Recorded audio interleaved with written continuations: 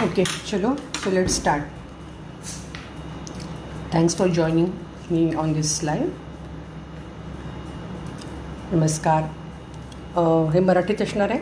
As name says, तुमचा जीव कसा वाचवायचा.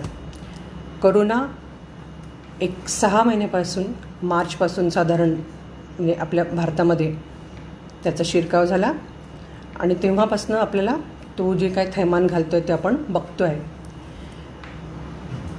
इतक्यात झालं काय की माझ्या खूप जवळचे असे काही मित्र आणि खूप नातेवाईक जवळचे ह्या करोनाच्या आपण म्हणू प्रादुर्भावात सापडले आणि काही दूरचे नातेवाईक अनफॉर्च्युनेटली याच्यातून बरे होऊ शकले नाही आणि काही लोक याच्यामध्ये म्हणजे फक्त काय म्हणतो आपण काळजी न घेतल्यामुळे त्यांना ह्याचा प्रादुर्भाव झाला फक्त. आणि ह्या सगळ्या गोष्टी इतक्या विदीर्ण करणाऱ्या होत्या आणि ह्या इतक्या फटाफट घडत घेतल्या आणि खूप जवळच्या लोकांसोबत होत गेल्या.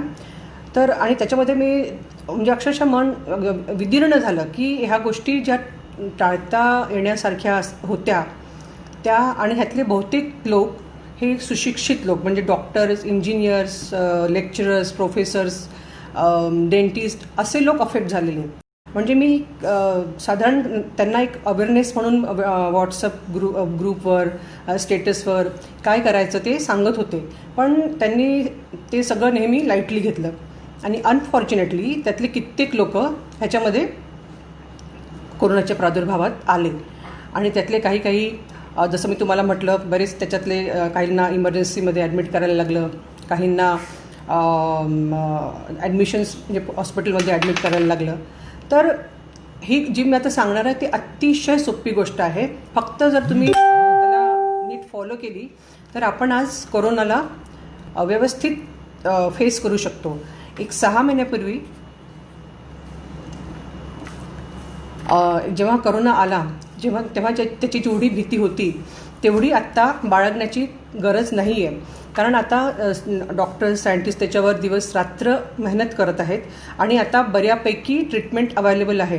पण आता होतं काय मेन ते मी तुम्हाला एक थोडक्यात सांगणार आहे की आता लक्षणं तुम्हाला त्याची माहीतच आहेत करोनाची, पण एक थोडक्यात जर आपल्याला सांगायचं झालं, सर्दी, ताप, खोकला हे एक मेन लक्षण आहेत, याची लक्षणं आहेत. पण ह्याच्या व्यतिरिक्तही मी एक तुम्हाला जस्ट सांगू इच्छिते, कारण आपण फक्त ताप नाही आहे मला किंवा सर्दी नाही आहे किंवा खोकला नाही आहे तर मला कोरोना असू शकत नाही असा विचार करू नका तुम्ही. कारण कधी तोंडाची चव जाणे हे खूप कॉमन सिम्पटम आहे. म्हणजे तुम्ही काय खाता अगदी ते अन्न जे नॉर्मल आपण जे रोजचं जेवण आहे ते सगळ्यांना त्याची चव जाणवत असेल, पण त्याची तुम्हाला कोरोनाचा प्रादुर्भाव झाला असेल तर त्याची चव जाणवणार नाही. कधी थकवा, डायरिया, लूज मोशन्स आणि अंगदुखी हे पण खूप प्रामुख्याने लक्षण आहेत. म्हणजे तुम्हाला ताप, सर्दी, खोकला नसेल, पण जर थकवा असेल, खूप अंगदुखी असेल किंवा एखाद्या वेळेस लूज मोशन असेल तर मी काहीतरी खाल्लं म्हणून माझं पोट खराब झालं बहुतेक असा विचार करू नका. थोडासा एक त्याच्याविषयी हे करा की कदाचित मला करोना असू शकतो, पण घाबरून जायचं कारण नाही आहे. आता आणि काही पेशंट्समध्ये असं पण दिसतं की एक नॉर्मल जेवण जे आपण रोज जेवतो आहे ते त्या पेशंटला नॉर्मल जेवण, पण त्याला जर ती भाजी असेल तर त्याला असं वाटेल की कोणी त्याला मुद्दाम 10 चमचे तिखट केली आहे किंवा 10 चमचे एक नॉर्मल भाजीमध्ये त्याच्यात मीठ टाकलं आहे, खारट झाली आहे, किंवा नॉर्मल चहा आपला आहे त्याच्यामध्ये अगदी 20 चम्मच कोणी साखर टाकली आहे असं पण वाटू शकतं. तर असे जर तुम्हाला सिम्पटम्स आढळले की कोणी बोलतं किंवा तुमच्यासोबत असं झालं तर तरी पण तुम्ही एक लक्षात ठेवा की हा करोना असू शकतो. तर आता मला बोलायचं होतं आणि सांगायचं आहे ती अतिशय छोटी गोष्ट आहे, पण अतिशय इम्पॉर्टंट गोष्ट आहे. म्हणजे तेवढी जर तुम्ही पाळली आणि काही नियम पाळले थोडेसे तर आपल्या पेशंट किंवा तुम्ही, आणि हे बघा करोनाच्या कचाट्यातून तुम्ही आता बघितलं असेल की कितीतरी मोठी नावं, ती फिल्म इंडस्ट्रीतली असू दे, पॉलिटिक्समधली असू दे, राजकारणातली कितीतरी लोकांना याचा प्रादुर्भाव झालेला आहे. म्हणजे सगळी काळजी घेऊनही तुम्ही, मी ह्याच्या प्रादुर्भावात येऊ शकतो. आणि तर आपल्या हातात आहे की काळजी घेणं आणि त्याला फेस करणं. तर ही जी छोट्या ज्या गोष्टी आहेत पण अतिशय महत्त्वाच्या गोष्टी आहेत. आणि मी आता जे ऑब्झर्व केलं की त्याच्यामध्ये फक्त ह्या लोकांकडून निष्काळजीपणा झालेला आहे आणि निष्काळजीपणामुळे दे एंड अप त्यांना अशा थोड्याशा प्रॉब्लेमचा त्यांना फेस करायला लागला आहे. तर आता मी स्पष्ट एक सांगायचं म्हणजे की मेन पेशंट सिरियस का होतात किंवा इवन जीव का जातो पेशंटचा किंवा सिरियस का होतात, तर सगळ्यात कॉमन आणि सगळ्यात म्हणून हे पण म्हणून आपण की आढळणारं सर्वत्र की खूप सिम्पल रिझन म्हणजे पेशंट जातोच उशिरा डॉक्टरकडे. त्याला आपल्याला करोना झालेला आहे हे माहीतच नसतं, कारण बहुतेक सगळ्यांना असं वाटतं की करोना हा फक्त दुसऱ्यांनाच होईल, मला होणार नाही. पण जसं मी म्हटलं, करोना हा कुणालाही होऊ शकतो, तुम्हाला मला कुणालाही होऊ शकतो. तर नंबर एक कारण म्हणजे अगदी उशिरा लक्षात येणं. आणि मग उशिरा जेव्हा लक्षात येतं आणि जेव्हा खूप त्रास सुरू होतो, अगदी श्वास घ्यायला त्रास सुरू होतो, तेव्हा मग वेळेवर धावाधाव सुरू होते. आणि वेळेवर जेव्हा धावाधाव करतो तर मग आपण हॉस्पिटलला फोन लावतो. मग तेव्हा एवढी पॅनिक सिच्युएशन होते की आता तुम्हाला माहिती आहे अजून इतका कंट्रोल झालेला नाही आहे, त्याच्यामुळे मग हॉस्पिटलला फोन लागणार नाही. फोन लागला तर नो बेड तुम्हाला सांगण्यात येईल की बेड्स अवेलेबल नाही आहे.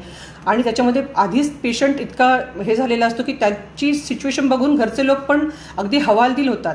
तर हे दुसरं कारण की एकतर तुम्हाला उशीर झालेला आहे, नंतर तुम्ही धावाधाव करता. आणि आणखी अजून महत्त्वाचं कारण म्हणजे की मला करोना कुठे होणार आहे, साधी सर्दी आहे, साधा खोकला आहे, साधं काय म्हणतो पोटदुखी आहे किंवा लूज मोशन आहे, काही खाल्ल्यामुळे किंवा काय अंग थोडंसं दुखतं आहे, असं जास्त काम झालं असेल, थकवा आहे, असं वाटतं आपण कोरोनाचा विचारच म्हणजे आपण त्याला अगदी दूर ठेवायचा प्रयत्न करतो आणि मग टेस्ट करत नाही. त्याच्यामुळे आणि जरी तुम्हाला कुठल्या हॉस्पिटलला फोन लागला तर ते तुम्हाला विचारणार कोरोना टेस्ट केलेली आहे का, कोरोनाचा रिपोर्ट तुमच्याकडे आहे का. तो आपल्याकडे नसतो. मग आपण कोरोनासाठी दुसऱ्या दिवशी जातो, म्हणजे जर रात्र असेल तर किंवा त्या दिवशी दिला तर मग तो दुसऱ्या दिवशी रिपोर्ट येतो, 2 दिवसांनी येतो. आजकाल ॲक्च्युली ते मॅन्डेटरी केलं आहे की 24 तासात रिपोर्ट द्यावा, पण तरी प्रॅक्टिकली तो 24 तासात मिळत नाही. तुम्ही आज सकाळी जरी दिला तर तो संध्याकाळपर्यंत म्हणतात, पण तो नाही मिळत, कारण तेवढ्या पेशंट्स त्यांची रुग्णांची संख्या एवढी आहे की ते नाही शक्य होत.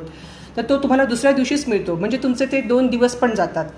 तर आता जर तुम्हाला एक शब्द तुम्ही प्लीज नीट लक्ष देऊ नका, कारण एवढं जर तुम्ही लक्षात ठेवलं तर तुम्ही करोनाला अगदी ठामपणे फेस करू शकता आणि अगदी न घाबरता फेस करू शकता. प्रॉब्लेम जसं मी सांगितलं की त्याच्यामुळे मेन कारण आहे की पहिल्यांदा पेशंट खूप उशिरा जातो. तर म्हणून आधी तुम्ही लक्षात घ्या आणि पुढे मी सांगणार आहे की कसं फॉलो करायचं किंवा कशी काळजी घ्यायची स्वतःची आणि आपल्या नातेवाईकांची पण. तर एक झालं की खूप उशीर होणे. नंतर दवाखान्यात गेल्यावर हे तर जर तुम्हाला फॉर्च्युनेटली जर तुम्ही कुठल्या दवाखान्यात जाऊ शकलात तर अगदी तुम्ही काय सिनेमात दाखवल्यासारखे आपण गेल्याबरोबर ते अगदी स्ट्रेचर घेऊन येणार धावत आणि तुम्हाला घेऊन जाणार आणि ICUमध्ये ॲडमिट करून सगळं ते ऑक्सिजन लावणार, असं काहीही होत नसतं. कारण रुग्णांची संख्या इतकी आहे, आपल्याकडे स्कार्सिटी आहे स्टाफची आणि तिथे एक प्रत्येक प्रोसिजर असते. म्हणजे प्रायव्हेट हॉस्पिटलचं तरी ठीक आहे, आणि प्रायव्हेट हॉस्पिटलमध्ये पहिले बेड खूप कमीदा असं होतं की अवेलेबल असतात. आणि जर तुम्ही कॉर्पोरेशनच्या किंवा गव्हर्नमेंटच्या हॉस्पिटलमध्ये गेलात तर तिथे त्यांची एक सिस्टीम असते. एका माझ्या जवळच्या नातेवाईकांचा आत्ता असा एक अनुभव आहे की त्यांना रात्री 10:30ला त्रास सुरू झाला आणि त्यांना जेव्हा नेता मेडिकल कॉलेजची घटना आहे ही नागपूरच्या, आणि तिथे गेल्यानंतर त्यांना खाली जिथून पेशंटला वर न्यायचं होतं तो दरवाजाच लॉक होता आणि त्यांना त्या पेशंटला एवढा डिस्ट्रेस होत होता की ते दरवाजा उघडायला तिथे तो माणूस नव्हता. तर हे सिस्टीमला आपण आता तिथे गेल्यानंतर आपण ब्लेम करू शकत नाही. आपल्याला त्या क्षणाला महत्त्वाचं असते की आपला पेशंट ॲडमिट झाला पाहिजे. मला सांगायचं एक मुद्दा हा आहे की हे प्रॉब्लेम्स होऊ शकतात.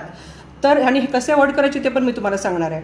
तर तिथे दरवाजा उघडायला एक 20-25 मिनटं गेले. त्याच्यानंतर ती लिफ्ट काम करत नव्हती, त्याच्यानंतर तिथे व्हीलचेअर नव्हते, त्याच्यानंतर तिथे स्ट्रेचर नव्हते आणि अक्षरशः एका स्ट्रेचरवर 3-3 पेशंट्सला बसून नेतात अशी सिच्युएशन कॉर्पोरेशन हॉस्पिटलमध्ये आहे. पण मी सांगेन की कॉर्पोरेशन हॉस्पिटलमध्ये ट्रीटमेंट उत्तम होते, फक्त सिस्टीममध्ये थोडा प्रॉब्लेम असल्यामुळे तिथे तुम्हाला वेळ लागू शकतो. आणि जेव्हा तुम्ही हायपोक्सिया, म्हणजे मी सांगेन काय असतं हायपोक्सिया, त्याच्यामध्ये जेव्हा तुम्ही जाता तेव्हा एक मिनिट पण म्हणणार नाही मी, एक सेकंद महत्त्वाचा असतो. पेशंटची कंडिशन वाईट होत असते. तर दुसरा प्रॉब्लेम हा झाला की सिस्टीम जर तिथे बरोबर नसेल, म्हणजे जसं मी म्हटलं की अगदी सिनेमात दाखवल्याप्रमाणे धावत स्ट्रेचर घेऊन आले, आपण असं एक्सपेक्ट करतो की न्यायला पाहिजे, आपला पेशंट असतो तो, पण तसं काही होत नाही. तिथे तुम्ही आधीच पॅनिक झालेले असतात, त्याच्यामुळे तिथे अजून एक उशीर होतो. एक तर आपण उशीर केलेला असतो, तिकडे हॉस्पिटलमध्ये गेल्यावर जो उशीर होतो तो होतो आणि ह्याच्यामध्ये पेशंटची कंडिशन खराब होते.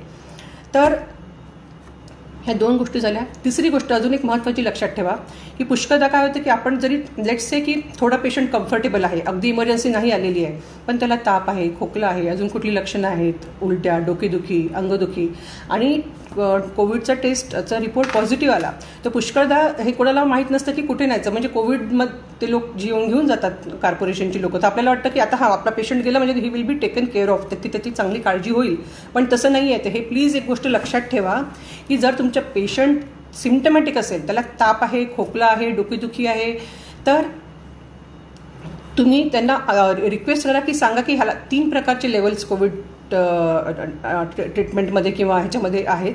पहिलं असतं की कोविड केअर सेंटर, ज्याच्यामध्ये जर तुम्ही कोविड पॉझिटिव्ह आलात आणि तुम्हाला अगदी माइल्ड सिम्पटम्स आहेत किंवा सिम्पटम नाही आहे ॲक्च्युली, असिम्टमॅटिक आहेत. असिम्टमॅटिक आणि सिम्टमॅटिक असे जे 2 प्रकार असतात, तर फक्त तुमचा कोविड रिपोर्ट पॉझिटिव्ह आला पण तुम्हाला अजून सिम्पटम नाही आहे किंवा अगदी थोडासा ताप आहे, तर तुम्हाला ते कोविड केअर सेंटरमध्ये ठेवतात. पण पुष्कळदा काय झालेलं असतं, जेव्हा आपला उशीर झालेला असतो तर त्या पेशंटला कोविड केअर सेंटर म्हणजे, आणि कोविड केअर सेंटरमध्ये फक्त ऑब्झर्वेशनमध्ये ठेवणार, तिथे तुम्हाला फक्त विटॅमिन्सच्या गोळ्या, विटॅमिन्स वगैरे सुरू करणार, जास्तीत जास्त गरम पाणी हे वगैरे तुम्हाला सांगणार, तिथे ट्रीटमेंट होत नाही. त्याच्यामुळे ही चूक करू नका. जर तुमचा पेशंट सिम्टमॅटिक असेल, ऑलरेडी त्याला ताप असेल, तर तुम्ही सी टू इट की he will be taken to the covid treatment centre. So covid care सेंटरनंतर कोविड ट्रीटमेंट सेंटर येतं, आणि त्याच्यापेक्षा आणखी सिरियस पेशंट असतील तर कोविड हॉस्पिटल. तर तो पेशंट कोविड ट्रीटमेंट सेंटरमध्ये जातो आहे ना, हे बघा. कारण आमच्या रिलेटिव्समध्ये किंवा नातेवाईकांमध्ये हे घडलेलं आहे. पेशंट इतका सिम्टमॅटिक होता, टॉक्सिक होता, त्याला त्रास थोडा होत होता, पण तरी त्याला रिपोर्ट पॉझिटिव्ह आल्याबरोबर गाडी आली आणि कोविड केअर सेंटरमध्ये घेऊन गेली, आणि घरचे लोक खुश, म्हणजे हे होते, आश्वस्त होते की आता तिथे गेला म्हणजे त्याची काळजी घेतली जाणार. पण तिथे गेल्यानंतर तिथे जसं म्हटलं की फक्त विटॅमिन्सचे हे औषधं वगैरे त्याच्यावर सुरू होती, जेव्हा की त्याला ॲक्च्युअल ट्रीटमेंटची गरज होती. तिथे त्याचा त्रास इतका वाढला की रात्री 10:30 वाजता त्याला 2 पावलं चालणं अगदी अवघड झालं होतं. आणि मग इमर्जन्सीमध्ये त्याला रात्री आम्हाला 10:30-11 वाजता मेडिकल कॉलेजला ॲडमिट करायला लागलं. आणि ते करताना पण जसं मी तुम्हाला सांगितलं, इतके प्रॉब्लेम्स आले, आणि फॉर्च्युनेटली आम्ही त्याला in the nick of time वरती नेऊन त्याला ऑक्सिजन देऊ शकलो, आणि फॉर्च्युनेटली ते पेशंट आता खूप चांगला आहे, बरा आहे. तर नंबर 2चं कारण मी जे सांगितलं की उशीर कशामुळे होतो, तर तुम्ही जर तुमचा पेशंट सिम्टमॅटिक आहे तर केअर सेंटरमध्ये जात नाही आहे ना, ह्याच्याकडे लक्ष द्या. नाही तर नुसतं जाऊन तिथे बसणार, विटॅमिनच्या गोळ्या करणार, त्रास वाढणार, त्याचा हायपोक्सिया वाढणार, डिस्ट्रेस वाढणार, आणि पेशंट अल्टिमेटली इमर्जन्सीमध्ये भरती होणार. तर ही चूक कृपया करू नका. ठीक आहे. तर आता मेन मला सांगायचा मुद्दा की आता हे सगळे प्रॉब्लेम झाले, मग आता ह्याला अवॉइड कसं करायचं. तर बघा, पल्स ऑक्सिमीटर पण सगळ्यांना माहिती आहे. पल्स ऑक्सिमीटर हे सगळ्यांना माहिती आहे आजकाल. तर हे मी म्हणेल दिस इज काय म्हणू आपण याला, एक संजीवनी यंत्र आहे. हे तुम्ही आपल्यासोबत ठेवा. आणि हे मी सगळ्यांना सांगत होते, पण त्याचा सिरियसनेस कोणाला कळला नाही. तर हे तुम्हाला इतकं मदत करणार आहे. तर आता तुम्ही ह्या कोविड एरामध्ये even if you are normal, you make it a practice. तुम्ही अशी याची हे करा की, आणि हे कसं वापरायचं हे पण सगळ्यांना माहिती आहे. तर मी सांगते, असं एक हे असतं ऑक्सिमीटर, आणि आपण याला असं बोट घालून एक साधारण असं हे इथे बटन असतं, ते दाबलं की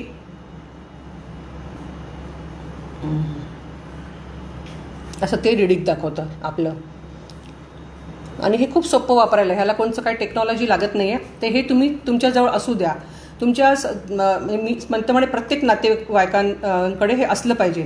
तर हे तुम्हाला कशी मदत करणार, आणि तुम्हाला पूर्ण इमर्जन्सीमध्ये जाण्यापासून हे वाचवू शकतं. तर तुम्हाला सकाळ संध्याकाळ आपलं oximeter, even if you are normal, आपण काय एकदा फक्त घालून त्याला किती हार्डली 4-5 सेकंद 10 सेकंड लागतात, तेवढं आपण नक्की करू शकतो. तर ते तुम्ही ऑक्सिमीटर तुमची ऑक्सिजन लेवल नक्की बघा. त्याच्यामध्ये नॉर्मल ऑक्सिजन लेवल आपली 98-99 असते, एक साधारण यंग मिडल एज. आणि खूप जर ओल्ड असतील, त्यांना काही प्रॉब्लेम असतील, तर ती 95-96. पण आपण आता त्यांच्याविषयी बोलूया नको. एक नॉर्मल पॉप्युलेशनचं 98-99 अशी ऑक्सिजन सॅच्युरेशन लेवल असते. मेन प्रॉब्लेम काय होतं आहे की आता त्याला एक एक टर्म आहे, हॅपी हायपोक्सिया म्हणून. पेशंट फक्त लक्षणांकडे लक्ष देतो आहे की मला ताप नाही आहे, मला खोकला नाही आहे, मला सर्दी नाही आहे, मला काहीच त्रास नाही आहे, तर मी ठीक आहे, मला काहीच झालेलं नाही आहे. तर मेन इमर्जन्सीमध्ये पेशंट का लँड होत आहेत की या हायपोक्सिया म्हणजे त्यांची ऑक्सिजन लेवल कमी होत आहे, पण त्यांना सिम्टम्स त्रास काही होत नाही आहे. म्हणजे इव्हन त्यांचं कधी 80, 70, 60, 50पर्यंत पण आहे, पण पेशंट चालतो आहे, बोलतो आहे. आणि म्हणून पुष्कळदा अशा तुम्हाला असे इन्सिडन्सेस आपण नेहमी ऐकतो की पेशंट दवाखान्यात गेला, तो बोलतो आहे आणि एकदम कोसळला, आणि मग पेशंट्स डॉक्टरला ब्लेम करतात की आमचा पेशंट जाईपर्यंत बरोबर होता, पण इथे आपली चूक, आपण त्याला उशिरा नेला आहे हे आपण विसरतो आहे. त्याच्यामुळे ते हॅपी हायपोक्सिया जो असतो तो आपण ह्यानी कॅच करू शकतो.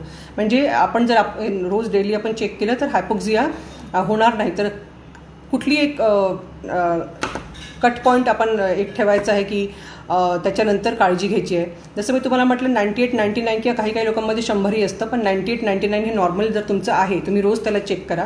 पण जर असं वाटत आहे की ते 97, 6 आणि 5 तर अलर्ट एकदम तुम्ही व्हायला पाहिजे. आणि 95 मी तर म्हणेन 95मध्येच, जनरल 95पेक्षा कमी 94ला वगैरे 95 जर झालं त्या क्षणी तुम्हाला सिम्पटम्स असो नसो, असतील तरी नसतील तरी एक थ्रोट स्वॅब करून घ्यायचा, कारण त्याच्याशिवाय तुम्हाला कुठल्याही हॉस्पिटलमध्ये ॲडमिशन मिळत नाही.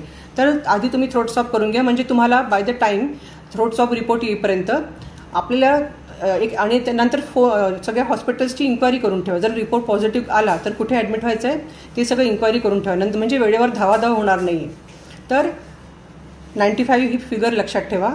आणि 95पेक्षा कमी जर असेल किंवा 95 पण असेल तर अलर्ट व्हा. आणि ह्या स्टेजला तुम्ही जर अलर्ट झालात आणि मग नंतरचे जो 2 दिवस तुम्हाला ते रिपोर्ट यायला लागतात, तर त्या पिरियडमध्ये तुम्ही स्टेबल असणार आहात. जरी तुमचं कमी थोडं झालं खालीवर तरी तुम्ही इमर्जन्सीमध्ये नाही जाणार, एकदम हायपोक्सिया इमर्जन्सीमध्ये जाणार. इमर्जन्सी म्हणजे अगदी 90च्या खाली, कधी कोणी 80, 85, 87मध्ये पण इमर्जन्सीला जाऊ शकतात. त्याच्यामुळे 95 जर तुम्ही 95ला जर चालू केलं तुमचं हॉस्पिटल हे करणं, कुठल्या हॉस्पिटलमध्ये तुम्ही ॲडमिट होऊ शकता. आणि जर पॉझिटिव्ह रिपोर्ट आला तर तुम्ही आरामात, आधी तुम्ही इन्क्वायरी करून ठेवलेली असते, तुम्ही जाऊन शांतपणे तिथे भरती होऊ शकता. ह्याच्यामध्ये पण डॉक्टर्स विल टेल यू की तुम्हाला भरती व्हायची गरज आहे की नाही. पण जनरली हायपोक्सिया असला 95, 94 तर तुम्हाला ॲडमिट होणं गरजेचं आहे. आणि ह्या क्षणाला जर तुम्ही ॲडमिट झाला तर डॉक्टर तुमची ट्रीटमेंट शांतपणे करू शकतात. सध्याच्या घडीला डॉक्टरांवर अतिशय भयंकर लोड आहे, खूप इमर्जन्सीज त्यांना हँडल कराव्या लागत आहेत. आणि जर आपण ह्या स्टेजमध्ये गेलो तर ते पण ह्या सगळ्या केसेस आरामात हँडल करू शकतात. आणि फॉर्च्युनेटली 6 महिन्यापूर्वी जसं होतं तसं आता नाही आहे. आता त्याच्यावर खूप संशोधन झालेलं आहे, चांगली औषधं आलेली आहे. फक्त गरज आहे की आपल्याला वेळेवर दवाखान्यात पोहोचण्याची. आपण इमर्जन्सीमध्ये गेलो तर सगळाच ताण वाढणार आहे. आणि जर तुम्ही वेळेत गेला तर सगळं काही अतिशय आरामात मॅनेज होणार आहे. तर त्याच्यामुळे एक तर नंबर 1 सिम्टमॅटिक आहेत आणि तुमचं ऑक्सिजन लेवल कमी आहे तर तुम्हाला जाणं गरजेचंच आहे.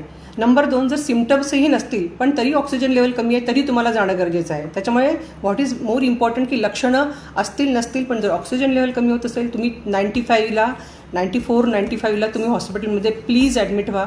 तर तुम्हाला समोरचे सगळे कॉम्प्लिकेशन्स टाळता येतील आणि अगदी सुलभतेने आणि सहजतेने तुमची ट्रीटमेंट होऊ शकते.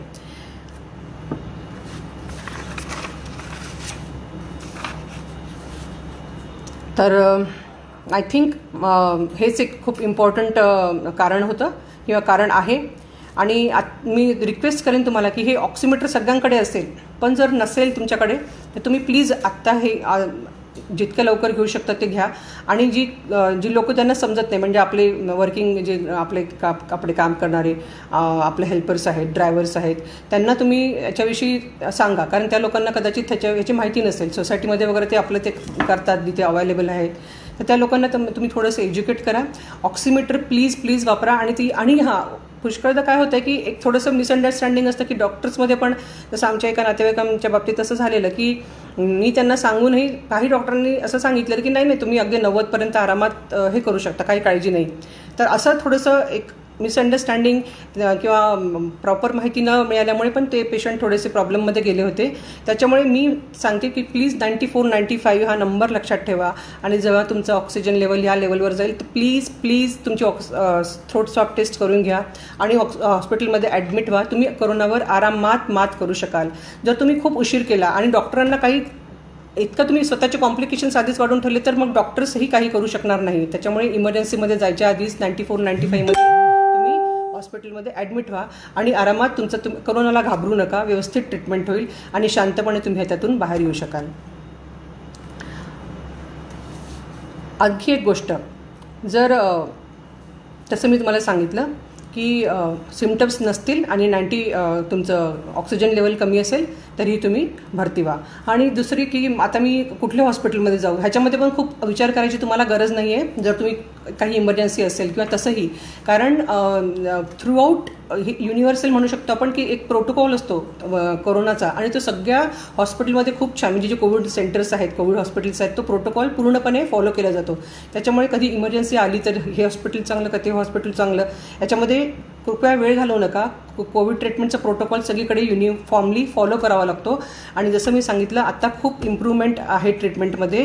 पेशंट खूप चांगले रिस्पॉन्ड करत आहेत. एक तुम्हाला मी सांगेन की 7 तारखेचा हा पेपर आहे times of India. I don't know तुम्हाला हे दिसेल की नाही. तर ह्याच्यामध्ये अशी एक इथे बातमी आहे, त्याच्यामध्ये लिहिलेलं आहे की आपले जे मुंबईच्या कोविड फोर्सचे जे हेड आहेत डॉक्टर लहाने, त्यांनी म्हटलेलं आहे की doctor Lahane sed that at least 9 state medical colleges including JJ in Mumbai, Latur and Nanded reported 100% recovery rate among patients receiving particular drug. तर ही खूप आशादायी बाब आहे. त्याच्यामुळे तुम्ही करोनाला प्लीज घाबरू नका. ज्या मी छोट्या छोट्या गोष्टी सांगितल्या पण त्या खूप इम्पॉर्टंट आहेत. नंबर 1, ऑक्सिमीटर घ्या. ऑक्सिमीटरमध्ये आपले रोज ऑक्सिजन चेक करा. मी तर म्हणेल 2दा चेक करा, एक सकाळी संध्याकाळी पूर्ण फॅमिलीचं चेक करा. कोणी गरजू असतील तर त्यांना तुम्ही एक ऑक्सिमीटर डोनेट करा आणि अवेअरनेस सांगा ज्या लोकांना हे माहीत नाही की हे ऑक्सिमीटर तुमचा एक जीव वाचवू शकतं. आणि 95 जर ही फिगर तिथे आली तर प्लीज अलर्ट व्हा आणि हॉस्पिटलमध्ये ॲडमिट व्हा. तुम्हाला एक तो टाईम मिळेल, ब्रिदिंग पिरियड मिळेल. मग तुम्हाला थ्रोट स्वॅब घ्यायला, तर टेस्ट यायला. जर तुम्ही आधी थोडंसं प्रॉब्लेम सुरू झाल्यावर हे सगळ्या गोष्टी केल्या तर मग गोष्टी हाताबाहेर जाण्याची शक्यता आहे. तर प्लीज हे करा आणि हा मेसेज सगळ्यापर्यंत पोहोचवा. खूप छोटा आहे पण खूप लाईफ सेविंग, तुमचा खरोखर हे जीव वाचवू शकतं. तर हे करा तुम्ही आणि सगळ्यांना अवेअर करण्याचा प्रयत्न करा. आणि आणखी एक गोष्ट की ह्याच्यामध्ये वेगवेगळे प्रकार येतात. एक माझा अनुभव आहे की थोडासा याच्यामध्ये आधी जेव्हा कोरोनाचा हे नव्हतं तेव्हा हे चांगलं इन्स्ट्रुमेंट 700-800ला आरामात मिळायचं, पण आता थोडी त्याची किमती वाढलेल्या आहेत. तर माझा अनुभव असा आहे की थोडं जे जर स्वस्त असेल तर ते रिडिंग थोडंसं व्हेरिएबल होऊ शकतं. तर त्याच्यामुळे अननेसेसरी आपण म्हणजे मला तो अनुभव आहे की खूप कमी वगैरे दाखवतं तर ते पॅनिक होऊन आपण उगाच हॉस्पिटलमध्ये पडायची गरज नाही. तर थोडं चांगल्या क्वालिटीचं घ्या. थोडे पैसे म्हणजे एक चांगल्या क्वालिटीचं एक 2 ते 2,500पर्यंत येतं आणि ते तुम्ही घ्या. त्याच्यामध्ये जेन्युइन रिडिंग असतं आणि 2दा तुम्ही ऑक्सिमीटरनी ऑक्सिजन रिडिंग बघा. आणि प्लीज कोरोनाला घाबरू नका. कोरोनावर ट्रीटमेंट आता खूप छान होते आहे. जवळच्या हॉस्पिटलमध्ये ॲडमिट व्हा वेळेवर आणि तुम्ही कोरोनामुक्त होऊ शकता. थँक्यू.